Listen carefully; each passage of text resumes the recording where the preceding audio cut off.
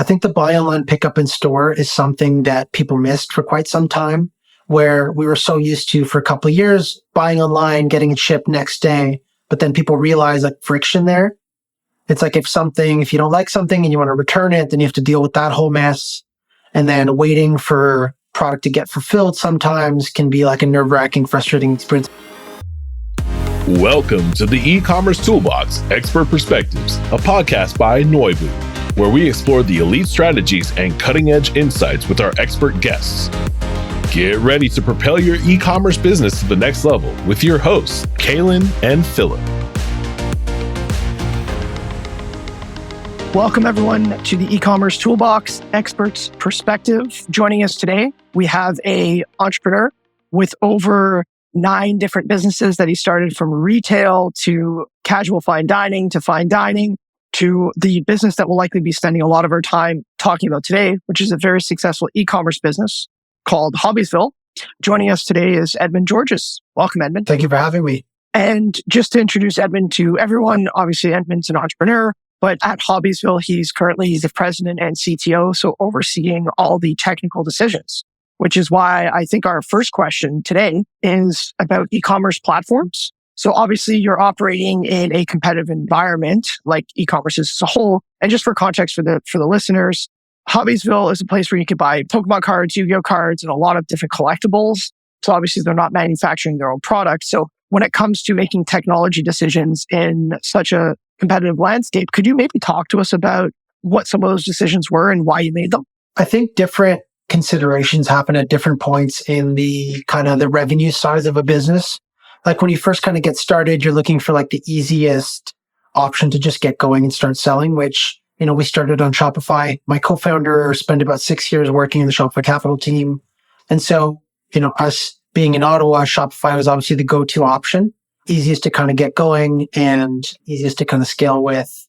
So that's kind of how we started. We really went with Shopify. And then the part that I think a lot of people miss is as you grow, you start to add in different functionality, whether it's like your search and filter, whether it's your loyalty program, whether it's even like, bulk discounting.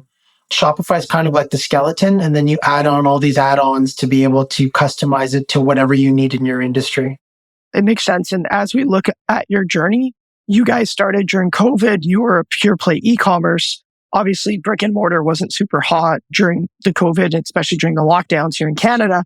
Could you maybe talk to us a bit about your journey where you're more of a pure play retailer that's now started to open up brick and mortar stores? So maybe walk us through some of those thought processes and kind of what your plan and journey's been there. So we kind of got our start early summer 2020 when nobody really knew kind of what was happening in the world. Everyone was kind of trapped at home. And so Logan kicked off the Shopify store and wanted to see if he could, sell some products that he found in an old basement, his parents' basement. And so we launched online, essentially proved the concept, and we were able to identify pretty early on that there was about to be a surge in that market, given that like no one is going back to the office anytime soon. So step one was get online, start selling. And then when we first started chatting about it, one of the first questions I asked him was, what are the limiting factors right now that are preventing you from really, going big? And one of the questions was around, in our industry, having a brick and mortar location is critical for you to be able to sell certain products. So they want to deter basement resellers. They want to deter scalpers. So what they do is they say, in order for you to sell, let's say, hockey products, you need to be open for X amount of days a week, X amount of hours a week. You have to meet certain conditions in terms of how the store looks and all that. So that's kind of what pushed us to open that first location. And then, funny enough, we opened that first location in Kemptville and then lasted there about, I think it was like 10 months or 11 months, outgrew the infrastructure there. It's not that we outgrew the store, we actually outgrew the infrastructure. So Canada Post couldn't pick up our orders anymore. They couldn't take our orders. We're just like shipping out too much and they just didn't have the manpower to get it all out. So during like the holiday period, we'd like show up multiple times a day with like a truck full of orders and they, what are you guys shipping out? Like, what is all this stuff? And so we got to Ottawa and then now we're kind of hitting that limit a little bit with our Ottawa infrastructure in terms of fulfillment too. That's really interesting. I didn't realize that with certain suppliers, that to your point, they don't want basement scalpers. So they want to make sure that there's a certain level of infrastructure at the brand level to be able to supply you with the products. How have you seen that impact your digital business? Like, for example, I know that you guys have recently just opened up a store in Toronto as well. Like, are you seeing that signage drive further digital traffic and purchases as well? Or what's the impact on that? So our goal is to strive to be almost always 90% online, 10% in store. And then as we scale revenue, obviously like future locations would continue to be an important part of that. And so I think what's happened post-COVID is people have kind of rediscovered in-person interactions, in-person shopping. A big part of our business is like the community aspect. Like we have daily tournaments in Toronto right now that we're building up. We've got tournaments in Ottawa. And I think the buy online, pick up in store is something that people missed for quite some time, where we were so used to for a couple of years buying online, getting it shipped next day. But then people realize like friction there. It's like if you don't like something and you want to return it, then you have to deal with that whole mess. And then waiting for product to get fulfilled sometimes can be like a nerve-wracking, frustrating experience. Like you want it tomorrow, but then now you need to wait like 2 days for it to get fulfilled and then 2 to 3 days for it to ship. And then the package gets lost in the mail. So people are kind of like the hybrid approach where they can like shop online, see what they like, and then either order online, pick it up in store, or they can be like, you know what, I'm going to be in that area on the weekend. Let me pop by the store and go pick it up and see what else they've got. So I think that's what's kind of driven people back to that side. And then for us, another big thing is we buy products back from customers, like single cards. If a customer wants to send us cards, it's difficult for them to like want to ship them to us, for us to evaluate them. And then if we don't agree on a price, then shipping them back, like there's some friction in that process. So us opening in Toronto just kind of unlocked that world where we've got millions of people that can actually now physically interact with the store in like a low commitment kind of way. So that's been a huge kind of growth for us. And then the next physical move for us is I'm starting to shop around for opening a store in New York. Cool. That's really good. And obviously we chatted from a high level about the growth. So between COVID and now, you guys have hit over 8 figures in revenue. So you guys are growing really quickly. Talk to me a bit about, did you guys raise a lot of money to do that? Have you done it kind of bootstrap profitable? I chatted in our first episode with John Maris from Solo Brands and Solo Stove, and they were profitable for a very long time before raising capital and eventually IPOing. So maybe talk to me a bit about how you and your co-founder Logan are looking at that and how you look at growth and capital efficiency and all those things. From day one, kind of part of our ethics was to scale responsibly. I think that we saw the end of an era where all people cared about was like top line revenue. And it was like, as long as we're growing and we're growing fast, then we will continue to be able to get money to fuel burn and to inevitably hit this future tier of profitability. And so we never really followed that philosophy. We've been pretty much bootstrapped since day one. We've never completed a fundraise. I would say like leverage debt strategically. I think a lot of people have a misunderstanding of like what debt really means. And once you start to get into a more mature kind of financial model where you can work that into your margins, then you can leverage other people's money to essentially grow at a profit. And so we've never had to fuel burn. We've always been profitable since day one and continue to do so. Once we kind of cleared that first 24-month cliff, that 24-month cliff really is most traditional lenders want to see about 24 months of financial runway to be comfortable with lending money out, especially in larger amounts. And once we cleared that, we leveraged a number of different tools along the way to kind of get to that point, from like traditional banks to BDC to alternate lenders like the Wayflyers and the Clearcos and the Shopify Capitals of the world. So yeah, we've dabbled through all of that and kind of help leverage that to grow. And when I look at we're just closing in year 3, and I believe we're currently sitting at 62% up year over year, still bootstrapped. Those are really impressive numbers, given that like a lot. And I think if you guys, to your point, would have raised a bunch of money and like pulled forward demand, you'd probably be sitting in a year over year flat or decrease in demand. Because as we know, macro is not exactly where it was 12 months ago, especially not on kind of luxury items or the space that you're sitting in right now. That's really good advice. I also want to really kind of double click into the omnichannel technology aspect of it as well. So obviously you have a lot of moving parts, right? You have your online store, but then you have someone who comes in, they have a card that needs to then get priced, put into the inventory.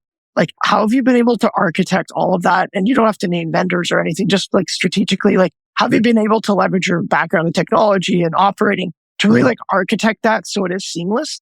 I know way back in like 2017, before we had landed on the idea of what Noibu is today, we had interviewed a lot of merchants that had like one or two brick and mortar locations. And a big issue they were having was like inventory syncing, especially with returns, or they would sell something on the store and then like they wouldn't take it off the shelf and someone would sell it in store. Like, how have you managed that, especially with a lot of like single item SKUs, like a unique card? Yeah. So I think currently our catalog's sitting around 60,000 SKUs roughly, which is, as you can imagine, is like quite a bit to manage. We do have our own dedicated fulfillment warehouse that we run and operate. And I guess there's a couple of things to unpack there on the omnichannel front. Actually, before the omnichannel front, I think it's important to, as a business, start to build a bit of an ecosystem around your business and give people an opportunity to be able to interact with your business in different assets and different avenues. One of the interesting decisions that we made early on, not even fully knowing, was we deployed a mobile sales channel, I think month 4 or month 3 after launching, which is, out of all the priorities to have, is definitely typically a questionable one, because it's only really worth having a mobile app if you have a higher return customer rate. And so when I look at kind of the history of Hobbiesville, we've always strived and hit around a 45% customer return rate, which is super healthy because it means that we're reactivating customers that are pre-existing, and then we're also tapping into new markets and new audiences. So that 45% number is one that we kind of pegged to the board early on and strive for. In terms of omnichannel in terms of sales channels kind of shooting outwards, we just launched on eBay. So we're starting to leverage eBay as a partner. They reached out to us and wanted to kind of set up a long-term partnership and start to work on some cool things. I know you mentioned before that the core of our business is stuff where we're selling other IP or other vendors, but part of our next 12 to 36 months is we're going to be putting out a lot of licensed collaborations with a lot of bigger brands, let's say like Hobbiesville collaborations, and then also working with like bigger designers in the industry. So a lot of that is kind of stay tuned to come. That's a great answer. And that kind of dovetails into my next question. Like, what do you see happening over the next kind of 36 months? Like, what is that kind of shorter term strategic vision? And I'm going to hop into kind of the long term. But what is that kind of shorter term strategic vision? You mentioned some of the things, and you don't have to get too much in the details on it, but I'm curious. In terms of kind of our goals, I would say continuing to build out more interactive experiences for customers, giving them reasons to come to the website other than to just buy stuff. I think that there's a misconception with a lot of brands where they struggle and they try to go hire someone to try and cheat, creating content or leveraging ChatGPT to write blogs and all that. People are really looking for shortcuts in that space. And we want to build an ecosystem of content around the different products that we sell and kind of give back to that community. So I think that's kind of a big avenue for us. US expansion, like deeper US expansion. US accounts for about 30 to 35% of our sales today. And so that's a big market that we want to grow into and, bring our version of hobbies and collectibles into that market. That's another big one. And then I would say technology enablement, continuing to lean deeper into our mobile app. We're still one of the only retailers globally that's leveraging a retail app to deliver sales and content to our customers. So really creating kind of customized experiences there. That's another big one, I would say. Yeah, that kind of covers it for the next 36 months, I would say. And what's the 10-year plus vision that everyone kind of has at the end of the dartboard that we're all striving to hit? I think that kind of the reason that we got into this in the first place was we saw an industry that was in dire need of a bit of a refresh technologically. A lot of the traditional local game stores were stores that got spun up by passionate enthusiasts of the products that we sell. They just wanted to be able to do it for a living. And then what kind of helped us grow is we identified that there was an opportunity to bring a lot of the typical direct-to-consumer playbook stuff and bring it into this industry. And so we acquired market share strictly off the fact that we had a more modern D2C e-com experience. We were one of the first to launch a mobile app and kind of continuing to lean into that. I think that there's been a lot of cool collaborations and creations that have happened in the fashion space when it comes to collaborating with designers and in anime type brands. So we're going to be bringing a lot of that, I would say, some of what's pretty common in the fashion world. I think we're going to try to bridge that gap into the e-com/anime world. Kind of stay tuned on that. In one of the, some of the last few podcasts that I've recorded, we talked a lot about the importance of fulfillment, packaging for D2C brands specifically, because to your point, well, actually now it's a bit different for you guys because you have brick and mortar. But prior to that, really the customer journey is effectively heavily dictated through fulfillment, packing, getting the item there, making sure Canada Post or whatever postage service doesn't lose it. My question's around the fulfillment. What have you guys done on the fulfillment side to ensure that you're not eroding your margins, but more importantly, to make sure that your customers aren't getting a fragmented experience? I think it's definitely been a challenge, just like it has for any brand. I think the tone was set early on by the unsustainable service level that, let's say, Amazon originally delivered on. And that kind of programmed customers to be very demanding in a sense, where they really wanted it available next day for free returns, just that top tier. And so since that initial kind of big COVID Amazon push, I think that even Amazon has scaled back that service level. And it's a lot more common now to see, 1 to 2 days fulfillment time and 1 to 3 days, even on Prime. So early on, really, we put in a lot of emphasis on trying to be as responsive as possible when it came to answering customer requests, being more proactive with automated flows that let the customer know where it's at within its journey.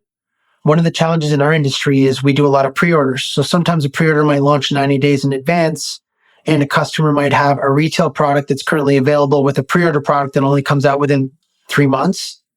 So we've launched a couple of automations on that side around, we leverage Gorgeous as our support desk. So we allow customers to be able to check the status on that order and kind of see where it's at. And then we set up some flows that kind of notify them and kind of answer the questions before they have them. Something around, well, I ordered a retail product and there's a pre-order product. Am I going to get them separately or at the same time?